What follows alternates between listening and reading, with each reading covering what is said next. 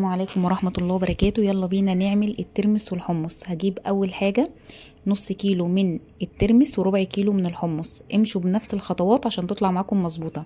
هجيب مية مغلية وهبدأ ان انا اغطيهم، لان ما تنسوش ان الحباية هتتضاعف، وهبدأ ان انا اغطيها وتقعد 4 ساعات. يا ريت ما تقعدش يعني اقل من كده، اكتر من كده تمام. وبرضو ما تقعدش لحد 12 ساعة، لا هتملى مية ويبقى طعمها وحش. هو افضل حاجة 4 ساعات.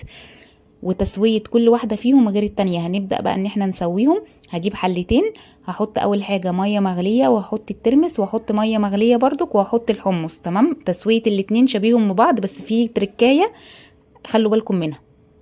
اول ما الترمس يبدأ يغلي هوطي عليه زي الشمعة، واول ما الحمص يبدأ يغلي هوطي عليه زي الشمعة. والريم اللي بيطلع من فوق دوت لازما تشيلوه، لان دوت اللي بيعمل الانتفاخات وبيعمل القولون، واحنا طبعا ايه مش عايزين الحاجات ديت. وبعد كده الحمص يعني زي ما انتم شايفين كده بقى دايب.